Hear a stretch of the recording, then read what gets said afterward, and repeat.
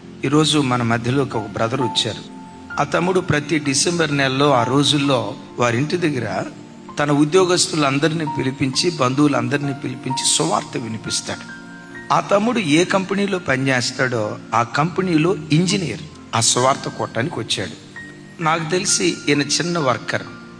ఆయన వచ్చి, బ్రదర్ నన్ను పరిచయం చేసుకున్నాడు. నేను హైందవ కుటుంబంలో నుంచి ప్రభు దగ్గరికి వచ్చాను.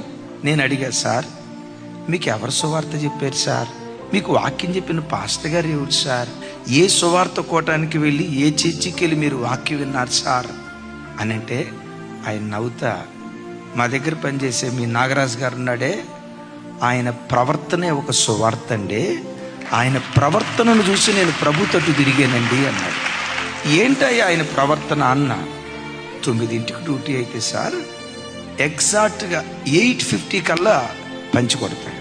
ఈవెన్ సింగిల్ డే ఆ బిడ్డ ఆలస్యంగా వచ్చినట్లుగా నాకు తెలియదు. పనికి వచ్చాడంటే వంచిన నడుము లేవడండే, గొడ్డు చాకరీ చేస్తాడండి. ఈ నాగరాజును 7 సంవత్సరాలు బట్టి చూస్తున్నా. నమ్మకమైన పనివాడు, కష్టజీవి, డిసిప్లైన్కి మారుపేరు. పోకిరి మాటలు మాట్లాడినట్లు కానీ, వికిలి మాటలు మాట్లాడినట్లుగా కానీ నా 7 సంవత్సరాల సర్వీసులో ఒక్క రోజు కూడా నేను చూడలేదు సార్.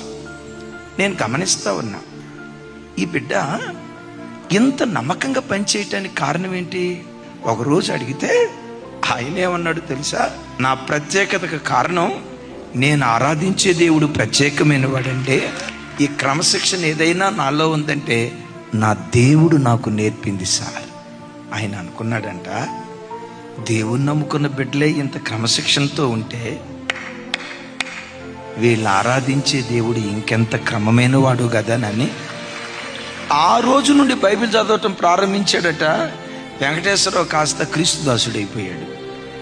దానియేలు బబులోను దేశంలో ప్రధానిగా ఉండటానికి కారణం పనిలో నమ్మకత్వం కాదా? యోసేపు బానిస పిల్లోడిగా వెళ్ళినవాడు పోతీఫర్ ఇంట్లో విచారణకర్తగా నియమించబడటానికి అతని నమ్మకత్వం కాదా? గేటు వాచ్మెన్గా ఉన్న మొర్దెకై దేశానికి ప్రధానిగా మార్చబడ్డాడంటే దానికి కారణం పనిలో ఎంత నమ్మకంగా బ్రతికారో మీరు ఎరుగుదురు కదా. నమ్మకమైన వానికి దీవెనలు మెండుగా కలుగుతాయి. బిడ్లారా, మీరు ఎక్కడ పని చేస్తున్నారు? ఊడ్చే పైన, కడిగే పైన, బాసాలను తవ్వే పైన, సూపర్వైజర్ పైన, ఇంజనీర్ పైన, కలెక్టర్ పైన, డాక్టర్ పైన, పని ఏదైనా. బట్ ఒకటి గుర్తుంచుకోండి, మీరు పని చేసే పని స్థలాలలో మీరు క్రీస్తుకు రాయబారులు. We are ambassadors for Jesus Christ.